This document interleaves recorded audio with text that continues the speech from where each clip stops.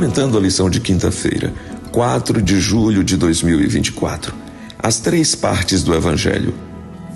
O escritor João Marcos, chamado de João pelos judeus e Marcos pelos romanos, delineou o Evangelho de Jesus como cumprimento das profecias messiânicas e, sobretudo, na profecia de tempo detalhada pelo anjo ao profeta Daniel quando estava em Babilônia.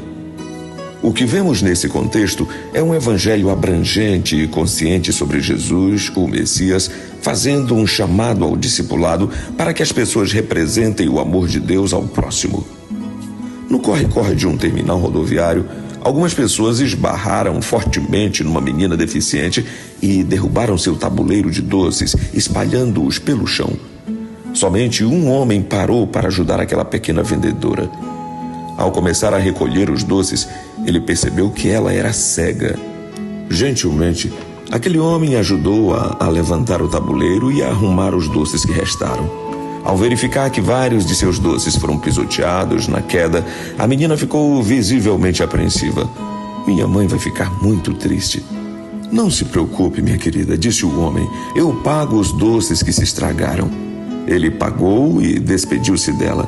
Mas ela o chamou e perguntou: Moço, você é Jesus?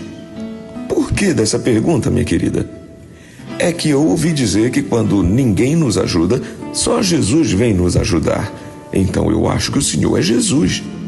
O homem emocionado disse: Não, querida, eu não sou Jesus, mas sou um discípulo dele e faço o que ele me pediu para fazer: amar o próximo.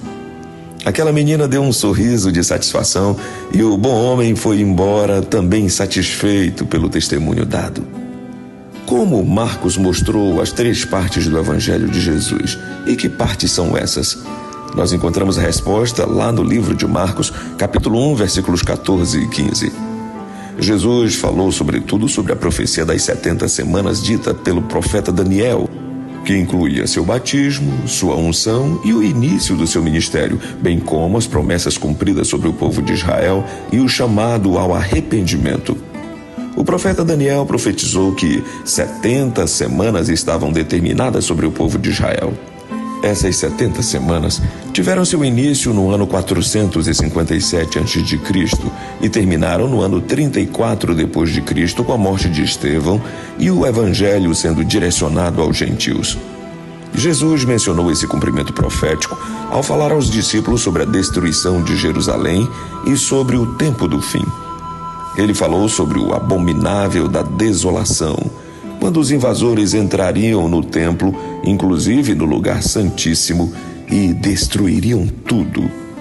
Jesus sempre quis o bem do seu povo, pois estendeu a todos a oportunidade de aceitá-lo como o ungido de Deus, e todos aqueles que o ouviram de serem feitos por Deus mensageiros de salvação para o mundo.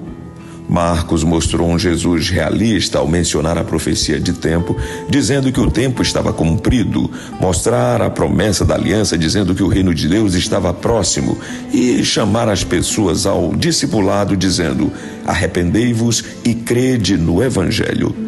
Infelizmente, ele não foi ouvido e aquele povo perdeu a gloriosa oportunidade de salvação. Deus escolhera Israel para revelar seu caráter aos homens.